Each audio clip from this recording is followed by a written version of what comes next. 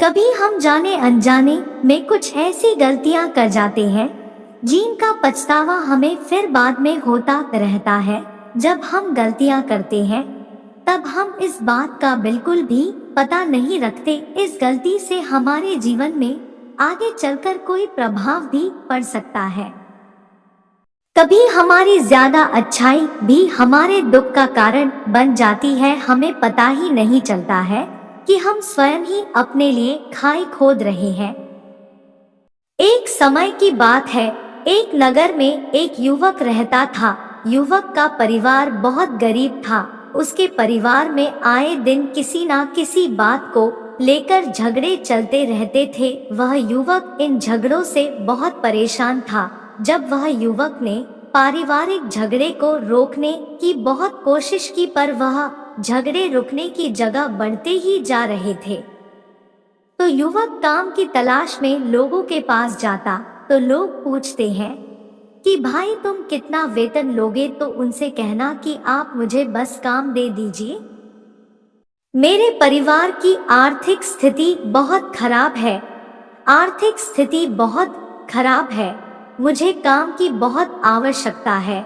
आप बस मुझे काम पर रख लीजिए और आप जितना दोगे मैं उतना ही ले लूंगा। तो लोग उसकी मजबूरी का फायदा उठा कर उसे कम कीमत पर काम पर रख लेते, क्योंकि उसने लोगों को खुद ही मौका दिया। लोगों को पता था कि उसे काम की बहुत जरूरत है, वह कम पैसों में भी काम कर लेगा।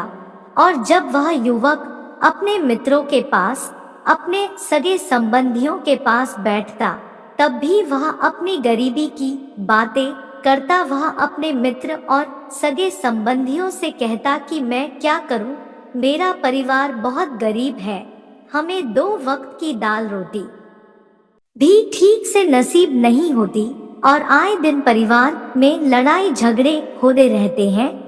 मुझे तो कुछ भी समझ में नहीं आना कि मैं करूं क्या। उसके मित्र और सगे संबंधी भी उस समय उसकी बात सुन लेते और उसके बाद में वह सभी उसका मजाक बनाते हैं और कहते यह गरीब तो गरीब का गरीब ही रहेगा, इसका कुछ भी नहीं हो सकता। और इनके परिवार में भी प्यार नहीं है, जब देखो एक दूसरे से लड़ते झगड़ते रहते हैं और यह हमारे पास बिना बात का रोना रोता रहता है और खुद कुछ करता नहीं है।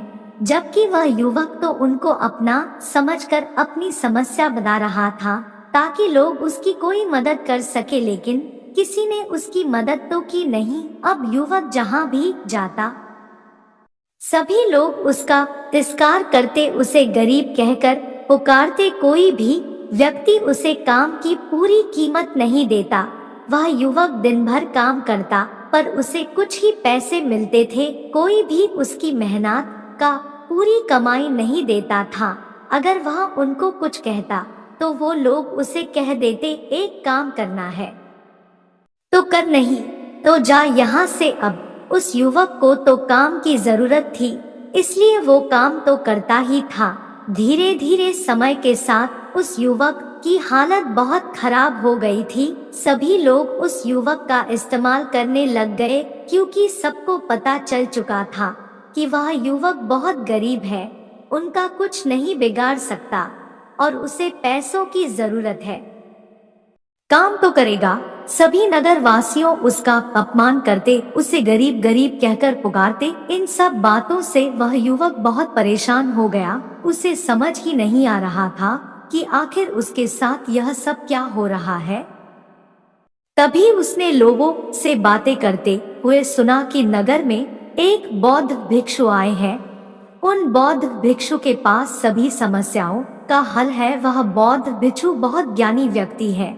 यह सुनकर वह युवक भी उन बौद्ध भिक्षु के पास जा पहुंचा। वह युवक बौद्ध भिक्षु के पास जाकर उन्हें रोता हुआ बोला कि महाराज, सभी लोग मेरे साथ ऐसा क्यों करते हैं। तभी उस युवक की बात सुनकर बौद्ध भिक्षु ने पूछा कि क्या हुआ बालक। तभी वह युवक जोर जोर से रोने लगता है और रोते रोते अपनी सारी बात बौद्ध भिक्षु को बताता है और उनसे कहता है कि महाराज, सभी लोग मुझे गरीब गरीब कहकर पुकारते हैं, मेरा मजाक बनाते हैं। और कोई भी मनुष्य मुझे अपनी मेहनत की पूरी कमाई नहीं देता है। मैं उनके खेतों में पूरे दिन काम करता हूँ और वह मुझे बहुत कम पैसे देते हैं। मेरे दोस्त और मेरे मित्र भी सारे मेरा मजाक बनाते हैं। वह बौद्ध भिक्षु उस युवक की सारी बातें बड़े ध्यान से सुनते हैं और उससे पूछते हैं कि सभी नगर वासियों को इस बात का कैसे पता चला कि तुम बहुत गरीब हो और लोग तुम्हें पूरे दिन काम करने के बाद भी इतना कम वेतन क्यों देते हैं। बौद्ध भिक्षु की बात सुनकर युवक बोला कि दरअसल महाराज, मैंने ही नगर वासियों से हमदर्दी पाने के लिए उनसे कहा था कि मैं बहुत गरीब हूँ, मुझे आप काम पर रख लीजिए, जो आप दोगे मैं ले लूंगा। यह सुनकर वह बौद्ध भिक्षु बोले, इसमें लोगों की क्या गलती है।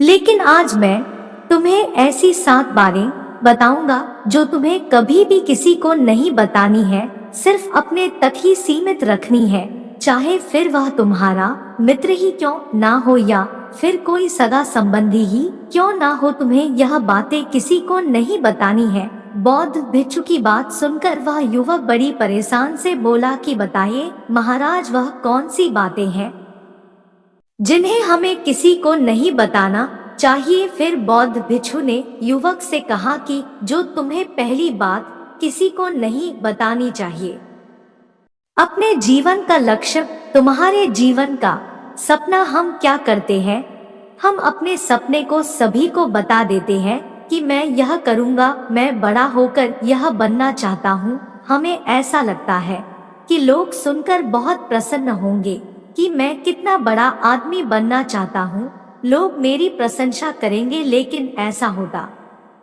नहीं है। जब हम अपने सपने को लोगों को अदा देते हैं तो हमारे मन में संतुष्टि का भाव जाता है, हम मन ही मन बहुत खुश होते हैं, जिससे हम अपने सपने के प्रति वो जुनून नहीं रख पाते हैं जो हमारे पहले था। जब हम अपने सपने लोगों को बता देते हैं तो उनकी उम्मीदें हमसे बढ़ जाती, वह हमारे ऊपर और भी ज्यादा ध्यान देने लगते हैं, जिससे कभी कभी हम तनाव में भी आ जाते हैं और फिर यही तनाव हमारे जीवन में असंतुलन पैदा करता है और फिर हम अपने सपने, अपने लक्ष्य से भटक जाते हैं।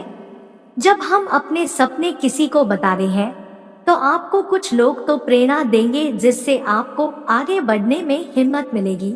लेकिन बहुत से लोग ऐसे हैं जो आपको प्रेरणाहीन करेंगे, आपको डिमोटिवेट करेंगे, जिससे आप आपके लक्ष्य से भटक सकते हो। इसीलिए जो भी आपका सपना है उसे पूरा करो, उसके बाद ही लोगों को बताओ। अगर पहले बता दोगे तो लोग रुकावटें पैदा कर देंगे और सपने को अगर चुपचाप तुमने पूरा किया तो लोगों को स्वतः ही पता चल जाएगा कि तुमने कौन सा सपना हासिल किया है। इसीलिए कभी भी किसी को अपना सपना मत बताओ, अपना लक्ष्य मत बताओ। फिर बौद्ध भिक्षु ने युवक से कहा कि दूसरी बात जो तुमने किसी को नहीं बतानी है। हम क्या करते हैं, जैसे हमें कोई समस्या होती है, कोई परेशानी आती है तो हम तुरंत लोगों के पास उसके समाधान के लिए पहुंच जाते हैं, उन्हें अपना दुखड़ा सुनाने लगते हैं। लेकिन दूसरे लोगों को अपनी परेशानी बताने का मतलब है स्वयं के लिए एक और परेशानी खड़ी करना, क्योंकि जब हम किसी से अपनी परेशानी बताते हैं तब तो हमें बहुत अच्छा महसूस होता है। हमें ऐसे लगता है कि मानो हमारा थोड़ा सा दुख तो चला गया। लेकिन सभी लोग हमारी परेशानियां कम नहीं करते बल्कि उन्हें और बढ़ा देते हैं और हमारे सामने कई नई परेशानियां खड़ी कर देते हैं। हम जितने लोगों के साथ अपनी समस्याएं बताते हैं उनमें से 70% लोग तो ऐसे होते हैं जिनको हमारी परेशानियों से कोई फर्क नहीं पड़ता, बल्कि वह तो हमारा मजाक बनाते हैं। और 20% लोगों को यह जानकर खुशी होती है और 10% ऐसे लोग ही होते हैं कि जिनको थोड़ा बहुत फर्क पड़ सकता है कि हम कितने परेशान हैं।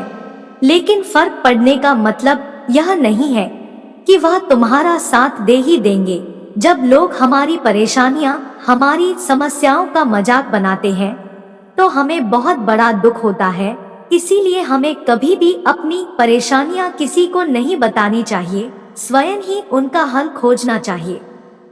क्योंकि हमें हमसे बेहतर कोई नहीं जानता और हम खुद ही बिना किसी की मदद से हर परेशानी से बाहर निकल सकते हैं। फिर बौद्ध भिक्षु युवक को तीसरी बात बताते हुए कहते हैं कि हम सभी के घर परिवार में कोई ना कोई समस्या जरूर होती है। जहाँ सब लोग एक साथ रहते हैं तो कहासुनी भी हो जाती है। हमारी परिवार के साथ हमारे संबंध अच्छे हो या बुरे हो, हमें किसी को भी नहीं बताना चाहिए। जब हम दूसरों को इसके बारे में बताते हैं तो लोग मजे लेकर तुम्हारी बातें सुनते हैं। उन्हें कोई फर्क नहीं पड़ता कि तुम किस परेशानी में हो, बल्कि वह लोग तो उन कमजोरियों का फायदा उठाने की कोशिश करेंगे। तुम्हें तुम्हारे परिवार की समस्याओं को आपस में ही अपने परिवार वालों से बात करके सुलझा लेनी चाहिए, तो तुम्हें दूसरे लोगों को बताने की जरूरत ही नहीं पड़ेगी। और जब हम अपने और अपने परिवार के समस्याएं लोगों को बताते हैं तो लोग हमें कमजोर समझने लगते हैं, हमारे बारे में सोचने लगते हैं कि यह तो कुछ नहीं कर पाएगा, यह अपने परिवार को नहीं संभाल सकता, इतनी छोटी छोटी बातों पर ही परेशान हो रहा है, तो यह आगे चलकर जीवन में बड़ी बड़ी समस्याओं का सामना कैसे करेगा। हम तो लोगों को अपने परिवार की समस्याएं यह सोच कर बताते हैं ताकि वह हमारी मदद कर सके, लेकिन यह दुनिया बहुत मतलबी है। इस दुनिया में कोई आपका खास नहीं है। लोग हमारी बातें मजे लेकर सुनते हैं और हमारे सामने तो झूठी हमदर्दी दिखाते हैं, और फिर हमारी पीठ पीछे जो बातें हम उन्हें बताते हैं उन्हें अच्छे से नमक मिर्च लगाकर चारों तरफ फैला देते हैं, जिससे उन लोगों का तो कुछ नहीं बिगड़ता, पर तुम्हारे परिवार की इज्जत मिट्टी में मिल जाती है। लोग तुम्हारे परिवार के बारे में तरह तरह की बातें अनाने लगते हैं, एक बात की 100 बात करने लगते हैं। जो बात हुई नहीं उस बात को भी नमक मिर्च लगाकर बता दे हैं। इस दुनिया में घाव पर मरहम लगाने वाले तो कम है और नमक छिड़कने वाले बहुत ज्यादा है। इसलिए कभी भी किसी को अपने परिवार की स्थितियों के बारे में नहीं बताना चाहिए। फिर बौद्ध भिक्षु ने उस युवक को चौथी बात बताते हुए कहा कि तुम लोगों के सामने इस बात को कभी मत बताना कि तुम किन चीजों के मालिक हो या फिर तुम्हारे पास क्या क्या है। तुम तो लोगों को ऐसे ही अपने बारे में बताते हो कि तुम्हारे पास इतने बंगले हैं, इतनी गाड़ी है, इतना धन, ताकि लोगों को पता चल सके, लेकिन तुम यह सोचकर उन्हें नहीं बता रहे हो कि तुम उन्हें नीचे दिखाने की कोशिश कर रहे हो। लेकिन लोग तुम्हारी बातों का गलत मतलब निकाल सकते हैं। वह सोच सकते हैं कि तुम उन्हें नीचा दिखाने के लिए यह सब बातें कर रहे हो और फिर वह तुमसे नफरत करने लगेंगे। उस समय तो वह कुछ नहीं बोलेंगे, लेकिन अंदर ही अंदर वह तुमसे नफरत करने लग जाएंगे और तुमसे दूर होने लग जाएंगे, तुम्हें गिराने की कोशिश करेंगे। और हो सकता है कि तुम्हारी बातें सुनकर तुम्हारे पास इतना धन है यह जानकर कुछ लोग तुम्हारे से झूठे रिश्ते बना ले, तुमसे अपना मतलब भी निकलवा सकते हैं।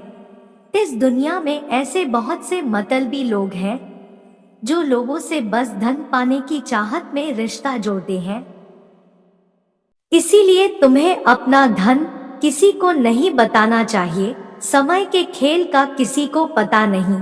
आज अच्छा है तो जरूरी नहीं कल भी अच्छा हो। मान लो आज तुम्हारे पास खूब धन दौलत है, लेकिन अगर कभी आपके पास नहीं रहे और आप लोगों से मदद मांगोगे तो लोग आपकी मदद नहीं करेंगे, बल्कि आपको ताने मरेंगे, आपसे कहेंगे कि तुम्हारे पास तो इतना धन था, कहाँ गया वह धन, तुम सच बोलते थे या फिर झूठ मूठ का गुणगान करते रहते थे। और हमें अपनी धन दौलत की बात लोगों के सामने इसलिए भी नहीं बतानी चाहिए क्योंकि इस दुनिया में बहुत से ऐसे लोग हैं जिनके पास पीने के लिए स्वच्छ पानी भी नहीं है, वह गंदा पानी पीते। उनके पास खाने के लिए 2 वक्त की रोटी भी नहीं है, जबकि तुम्हारे पास सब कुछ है। इसीलिए कभी भी खुद से गरीब लोगों के सामने कभी भी अपने धन का दिखावा ना करे, हो सके तो उनकी मदद कर दे। फिर बौद्ध भिक्षु ने उस युवक को 5वीं बात बताते हुए कहा कि कभी भी अपनी सफलता का रहस्य किसी को मत बताना। हमने सफलता हासिल कैसे की है यह बताना कोई गलत नहीं है। अगर कोई मनुष्य उससे सीख कर आगे बढ़ता है तो यह बहुत अच्छी बात है, लेकिन अधिकतर लोग क्या करते हैं, हमारे बताए गए रास्ते पर हुबहू चलना शुरू कर देते हैं। दूसरे लोग आपकी तारीफ करें, बल्कि आपको लोगों की मदद सच्चे हृदय से बिना किसी को मदद करनी चाहिए, क्योंकि यही मदद आपको अंदर से शांति प्रदान करती है। जब तुम किसी जरूरतमंद की सहायता करते हो तो तुम्हें अंदर ही अंदर एक अलग ही आनंद की अनुभूति का एहसास होता है। लेकिन अगर तुम किसी जरूरतमंद की सहायता बस दिखावे के लिए करते हो तो कुछ पल के लिए तो तुम दूसरों की नजरों में अच्छे बन जाओगे, लेकिन तुम कभी भी आत्म संतुष्टि प्राप्त नहीं कर पाओगे। फिर बौद्ध भिक्षु उस युवक को 7वीं और अंतिम बात बताते हुए कहते हैं कि कभी भी अपनी आमदनी का जिक्र दूसरों के सामने मत करो, क्योंकि यह एक ऐसी बात है जिसे हमें हमेशा हमारे परिवार तक ही सीमित रखनी चाहिए। अपने मित्रों या फिर अपने सगे संबंधियों को कभी अपनी आमदनी मत बताओ।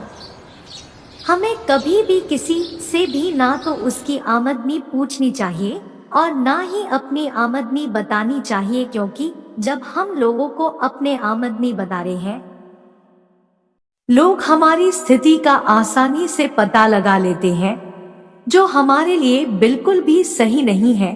क्योंकि अगर हमारी आमदनी कम होती है और हम लोगों को बता देते हैं तो लोग हमें गरीब समझकर हमसे दूर होने लगते हैं, हमारा तिरस्कार करने लगते हैं, हमें नीचा दिखाने लगते हैं, हमें नीचा समझने लगते हैं, हमारी इज्जत नहीं करते। अगर हमारी आमदनी ज्यादा होती है और हम लोगों से उसके बारे में बता देते हैं तो लोग हमसे मतलब से रिश्ते रखना शुरू कर देते हैं।